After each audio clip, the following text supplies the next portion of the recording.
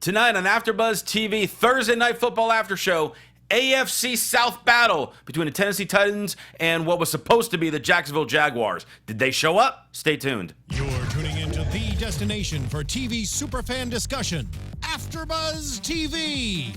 And now, let the buzz begin.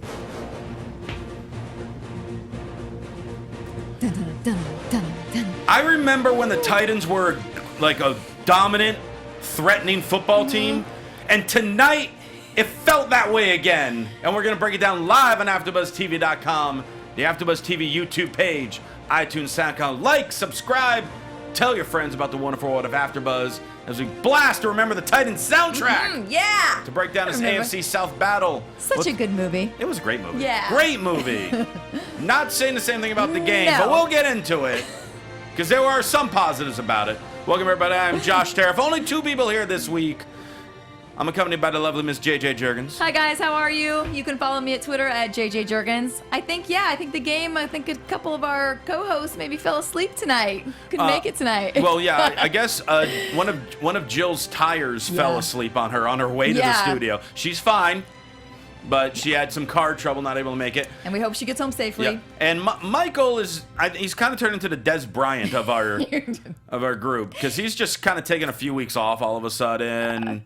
And saying he's got these other things going, but he's rooting us on in spirit. You two had some good smack talk today on our little direct messaging. I enjoyed smack it. Talk. Sports is very important to have friendly smack talk in. And we would have friendly smack talk about our DraftKings battle that we promoted last week on the show, except for someone who's sitting across the desk from me never set a lineup, which then canceled out the whole game. I really am so sorry. Yes, I was so lame. I really was so fired up for it too. I really was, and I didn't realize that since I'm new to this, I didn't realize that I took down the whole team with me when I didn't sign up. I thought, oh, you three can just go on and battle it out. And I did have a halfway good excuse though that I was out of town for a post-birthday celebration. So, and then I thought, oh, I'll just get back Sunday morning and do it really early. Yeah, I stink. I'm sorry. I'm definitely after in the for show. the next After one, the show, no I'm gonna excuses. just sit with you on your phone to make sure you fill it out. Okay. But we won't be able to put any Titans or Jaguars in our lineup this week because their game just happened. AFC South battle. Tennessee won the game 36-22 over the Jacksonville Jaguars, but we've mentioned this in weeks past. How the game didn't feel that close. This game certainly was. It was 36-8. It was not 36-22 as the final score says. We'll be really get into Jacksonville in a little bit, but let's kind of talk about the fact that Tennessee, here's a team that we know is like, okay, they're starting to get a little better now. Mariota is starting to develop. He's just in the second year trying to lead that team who hasn't had a real quarterback really since Steve McNair. I'm not really even counting Vince Young. Ooh, I do like him though. He had like one good year. I know. I had higher hopes for him. Oh, we all did. But this is a team with a city that really wants to get better, really makes themselves a threat in that AFC South division. And this year, the way it's going, 9-7 is going to win that division because overall they're not good. And one of them is going to get in the playoffs. But Tennessee, they showed tonight that they could be in the hunt to win this division when it's all said and done. That they're probably actually a little better than people expect them to be at this point. They're certainly not to their potential yet, but they're working on it. And I liked what I saw. Yeah, me too. And tonight they actually these guys made them actually look really good. I mean, a lot of their passing plays. They look like the 85 Bears tonight. Right? Yeah. Marcus Mariota.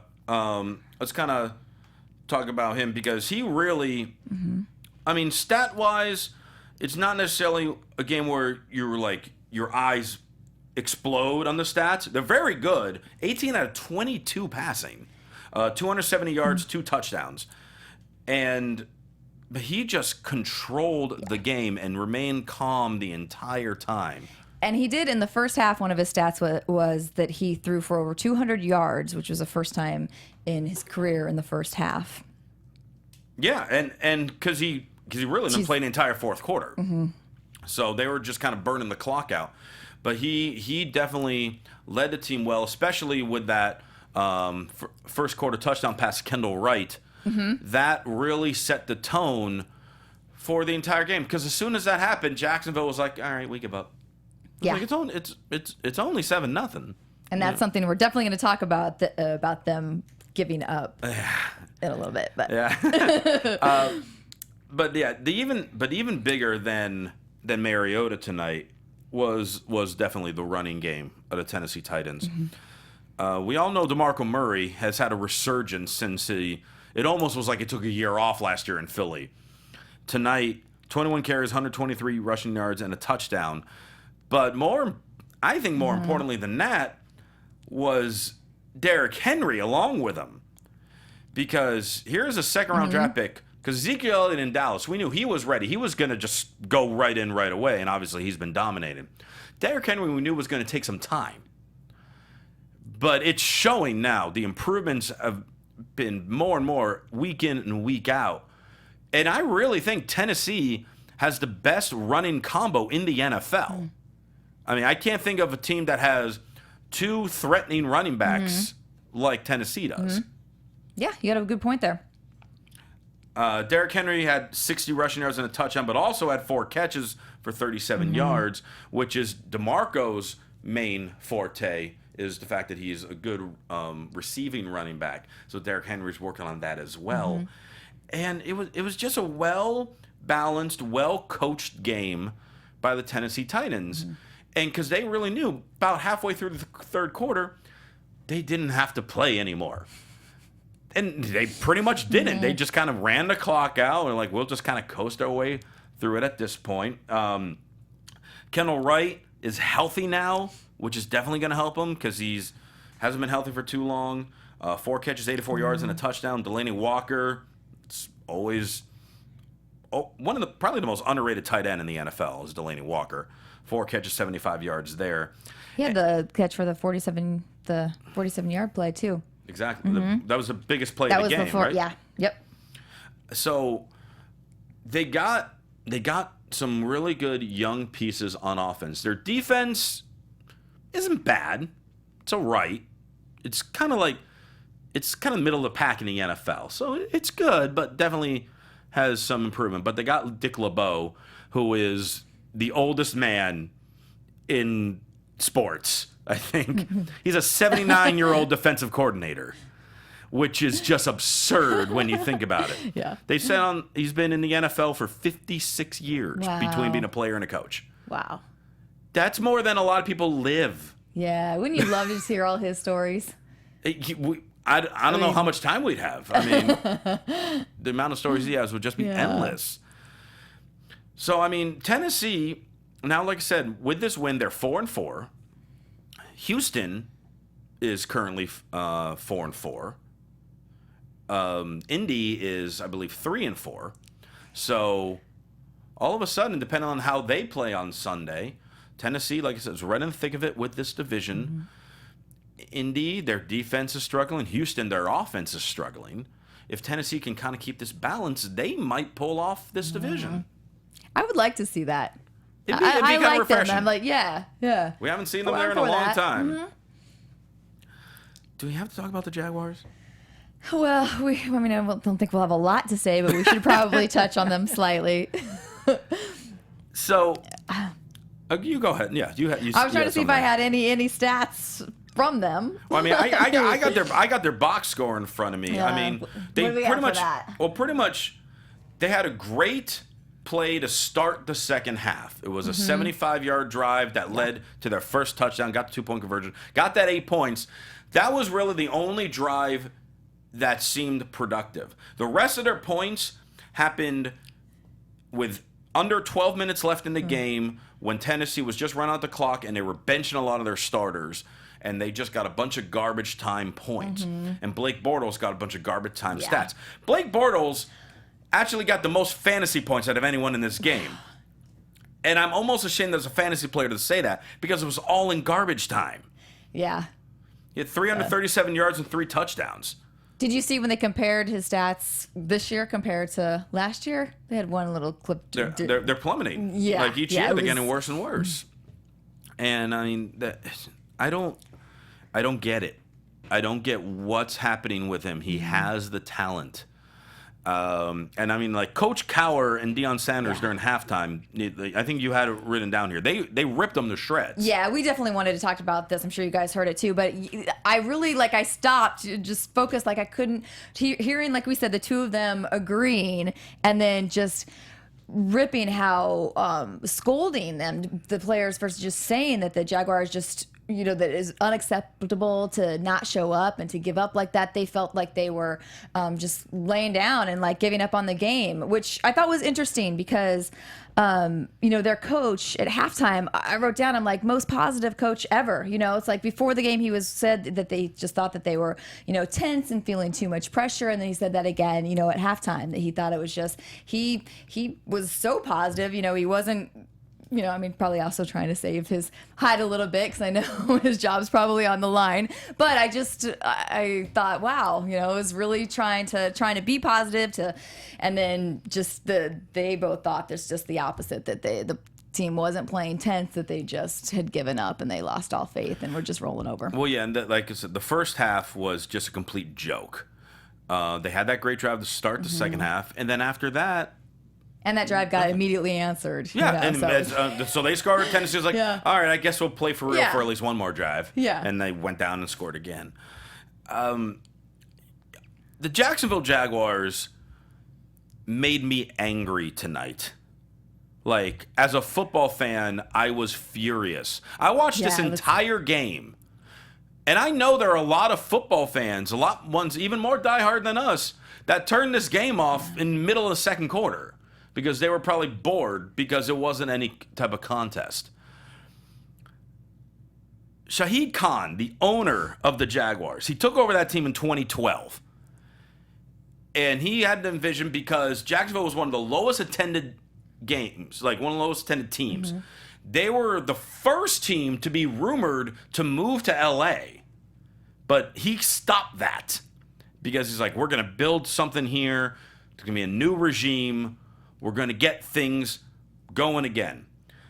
Since they have had a top 5 pick in the draft for 5 straight years, their general manager, David Caldwell, has done absolutely nothing with those draft picks. He's gotten free agents to come over to the team. You had Chris Ivory, who last year had his best season of his career with the Jets. He shows up. He's ill the first few games, but since he's come back, he's done absolutely nothing. Julius Thomas, Peyton Manning made him a star in Denver. He comes to Jacksonville, he's an average tight end. TJ Yeldon was supposed to be the future running back. This guy had a lot of promise last year. We were seeing improvement of him. He had 3 carries for 20 yards today. The team as a whole had more penalty yards than rushing yards. 75 penalty yards, 48 rushing yards. That was a comment you made before the game, too. You asked if anybody had a yellow flag we could bring to the show tonight because you thought that there was going to be a ton of that. This was Allen Robinson and Hearns. They're 2 wide receivers. They're supposed to be huge this year. Everyone's talking about, this is going to be the year for them. Fantasy-wise, Allen Robinson, on average for fantasy leagues across the board, was a second-round draft pick. All his points, fantasy points, I should say, are in garbage time. But more importantly, he's not getting open when they have a chance to win the game. And Blake Bortles is supposed to be the face of this team, the future of this team. I want to know why Chad Henne didn't come in as the backup. Because Blake Bortles has not shown up the way he's supposed to as a leader. He's got the big C on his uniform. Therefore, he's supposed to captain his team and keep him from getting frustrated. You have TJ Yeldon slip on his own on a run and then kind of spikes the ball out of anger that he slipped. But he wasn't touched, so the ball is still live, and he had to dive on it to do it. You had muff punt. You had penalties galore. Mm-hmm. This is a team full of children. And as a fan, it upsets me to watch. I want to devote my time. And this is a nationally televised game. This is the only game that was on tonight. World Series was off tonight. All sports fans were focused on this game. And this is what you do? Mm-hmm. This is what you do for your fans. This is what you do for the NFL. Especially in the first half, The Jacksonville Jaguars should be ashamed of themselves. And I would not be surprised if 24 hours from the time we're doing this, whether it's the head coach Gus Bradley, the offensive coordinator Greg Olson, or the GM David Caldwell, someone's getting fired within 24 hours. Because that was pathetic. Because Tennessee, like I said, they're good. They're not great. But Jacksonville made them look great. And they didn't deserve this national televised spot. And I'm just so frustrated as a fan that I had to sit through this. I'm so glad you could get that off your chest. I know you said you needed to, you wanted to rant, and you're absolutely right. And I think we I'm talked like about sweating from that. last week we talked about too the problem with the big discussion about how the ratings are down. This too. ain't and helping. Exactly, that's what we said. Like the ratings are down. Come on, bring it. Help out the whole league. Show up for the game tonight. Like you said, no World Series. They're lucky the World Series isn't on because I probably would have switched to it too to watch the Cubs, even though we had to do the show tonight. Right. I mean, a lot of people maybe turn it to see Dwayne Wade's first game as a Chicago Bull. Oh, I would like to see the Clippers tonight. It was killing me not to turn it over, but I was trying to be true to the show. And we want to watch this, and I'm not trying to put my rant. I'm not trying to put down the Tennessee Titans. They did what they were supposed to do. They were supposed to beat their opponent, and they did quite handedly. Yep. But Jacksonville, I know Cleveland is 0-7 or 0-6 or whatever they are. But from watching this, because I have watched Cleveland play, and now I've really got a chance to sit and watch Jacksonville play, Jacksonville's the worst team in the NFL. And before the season started, I was telling people, because of all this stuff on the offense, because of Chris Ivory coming in, I was like, Jacksonville's going to sneak into the playoffs this year. Because they finally have the pieces going. No, they ain't.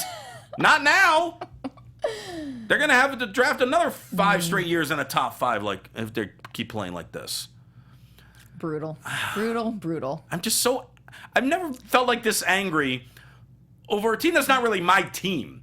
Like I would get angry if the Patriots screw it up. Yeah. In basketball, I'm always a diehard Orlando Magic fan. I get pissed off a lot of them. Magic? How'd that come to be? When I was 9 years old, that's when I first got into sports, and I was Shaq's rookie year. So I love Celtics is cool. Michael Jordan's dominating, but this guy down in Orlando's breaking basketball hoops. I want to watch him. So I just always stuck with Orlando Magic. And we've had some terrible seasons, and I get angry at them plenty of times. But I don't get this fired up over a team that I wouldn't classify as quote unquote like my team. Right. But I was embarrassed for the NFL tonight with the Jacksonville Jaguars. and I left JJ speechless. You did. I mean, I can't disagree with anything that you said. I totally agree with everything, and it was it was a rough one. Well, there are some. But do we have any news and gossip before we get into some of this weekend's matchups? The only thing we were going to follow up a little bit on is we had started the discussion last Thursday when we were here. News had just broke about Josh Brown possibly being let go, and so we did see the outcome of that, which with him being let go this week. So are you surprised? I'm not. I'm not either. I think they had to. I mean, I think they needed to make that move. Are you surprised it took this long? I am just because in some of the other cases there was more like evidence. There was photos or there was video of actions happening. I think this one there did seem to be a lot of murky waters, and who knows how much the team knew, didn't know. I mean, I would love to see all know how it all actually really did go down. But I think just from an outsider seeing what we've been presented, I can see why it actually took a little bit longer to play out. I mean, I don't agree with it. I mean, sure. It's it's one of those things that if he is seeking help and treatment for it, we wish him the best. But it's one of the things as far as for the team, you can't have that distraction while you're trying to play. I mean, unfortunately, in all the sports is a business, and you got to treat it like a business first. So. For the better of the team, it's better to not have him as a part of it right now. Yeah, and for the NFL too, if you're going to make guidelines and start making rules about things, you have to enforce them, and you can't start having these gray areas of And why has nobody served that 6-game suspension that they made the rule for a couple years ago? Who knows? No one knows. Yep. We made a rule Yeah. if you're like charged with any type of domestic issue, it's going to be like an immediate 6-game suspension from the NFL. Nobody has gotten the Yeah. 6-game suspension from the NFL yet from it. It fascinates me. I would probably use a different word, but Well, fascinates me that like they enforce Yeah, I a know. rule and don't use it. I know. Yeah. But Deflategate they took care of, and you know. Yeah. Deflategate, he gets suspended for 4 games. Right. Let's get into some of the matchups for this this Sunday, and like some fantasy players to watch out for. So for one, the London game, Cincinnati Bengals and Washington Redskins. I think it's a must-win for Washington, and Josh Norman is going to be a guy who really kind of shuts AJ Green down. But watch out for Jeremy Hill. I think Jeremy Hill's going to have a very big game for Cincinnati in that game. Derek Carr for Oakland at Tampa. Big game for Oakland also, trying to keep the pace, because you want to talk about opposite ends of the spectrum. We have this AFC South where maybe a team 500 is going to win. The AFC West got Oakland, Denver, and Kansas City, and San Diego's not too far behind them. You might have 3 teams with over 10 wins in that division. Oakland, I think Derek Carr, it's a big test for him because they really need this win on the road across the country. I think he's going to pull off and have a big game. He's a quarterback I would definitely be on the lookout for. Who's your favorite team out of those leading that division? I really like Oakland. They're entertaining to watch. They got some young defensive players. The defense is their biggest weakness, but they have some potential on that side. Kansas City has to me, I honestly think Kansas City has the best defense of the 3, and I know a lot of people are going to be screaming, "No, it's Denver, it's Denver, it's Denver." Denver's dealing with some injury stuff. They have the best player in Von Miller, but I really like Oakland in that division. I honestly think Oakland. I definitely think Oakland's going to win 10 games this season and be in the playoffs. Whether or not they win the division, we'll see. But yeah, I think that's a big game cross country for Oakland. Are your Patriots going to win this weekend? Of course they're going to win. That's a no-brainer. Well, first off, our only loss was to the Bills. It's interesting that within 8 weeks, we've already played one of our division teams twice. Yeah. But this time we have Brady. We didn't have Brady the first time. They're going down. There's no brainer with that. My upset pick this week, Cleveland will get their first win. They're at home against the Jets. So I think the Browns will finally win themselves a game. And Broncos-Chargers, I think, is going to be the most entertaining game of the weekend. I'm going to go Chargers on that one. Really? I am. I just think, yeah. It's in Denver. My gut is. It's in Denver. I don't know why. My gut, I just had that picked first. I picked them. All right. They always play Denver well. And then we also, obviously, with a quick prediction, looking at our game for next Thursday night. Your AfterBuzz TV predictions. We go to the NFC South for Atlanta Falcons and Tampa Bay Bucks. Obviously, again, we don't know what's happening this Sunday. I mean, because we can't predict if someone, for whatever reason, got hurt or anything like that. But this game, it's going to be a shootout. It's going to be fun. I love Atlanta right now. For some reason, these last couple weeks, they've been having some trouble closing games. But Matt Ryan is a legit MVP candidate. Julio Jones is insane.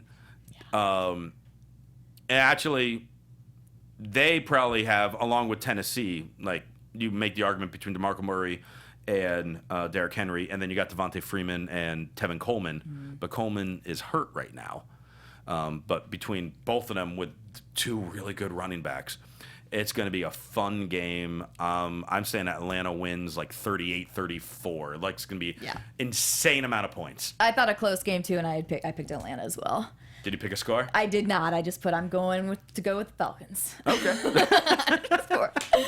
But yeah, I'm excited because I'm hoping it is the complete opposite game as tonight, and so I hope that it's very exciting. Yeah, lots of big plays, lots of good energy, fun to watch. I think it's gonna be fun to watch, and obviously we want to know if you felt tonight's game was fun to watch. Do you agree with what I was saying about Jacksonville? Do you disagree? if you want to argue me on it, I love to hear it. I really do. So you can leave comments on the YouTube page, or you can talk to us on various forms of social media. JJ, how can people reach out to you? You can tweet me at JJ Jurgens. You can also send me and Jill some tips because like he said, we will be going up against these guys in fantasy this weekend. DraftKings battle. So go ahead and give us some inside scoop if you'd like. But yeah. They're going down. They're going down. And if you want to talk football or wrestling, which is my main forte, you can follow me on Twitter at Real Rosenberg. And for all your other AfterBuzz TV news and gossip, follow them on Twitter at AfterBuzz TV. Whole gang should be here next week. What? Throwing in one thing, not to step on this guy, but I saw him in studio on Tuesday night when he's here doing his wrestling show. And so for those of you not following his wrestling show, you really should, because he's got some good gear going on and a whole ProWrestlingTees.com/Christian Rosenberg. Yeah. I'll throw that in there. All kinds of stuff. So if you want to watch some more, check out his other show. Yeah, well, I appreciate that. Someone appreciates my fashion. Yeah. I like that. Thank you so much for tuning in this week to Thursday Night Football AfterBuzz. For JJ Jurgens, I'm Josh Tariff. We'll see you next week. From executive producers Maria Menounos, Kevin Undergaro, Phil Svitek, and the entire AfterBuzz TV staff, we would like to thank you for listening to the AfterBuzz TV network. To watch or listen to other after shows and post comments or questions, be sure to visit AfterBuzzTV.com. I'm Sir Richard Wentworth, and this has been a presentation of AfterBuzz TV. Buzz you later. The views expressed herein are those of the hosts only and do not necessarily reflect the views of AfterBuzz TV or its owners or principals.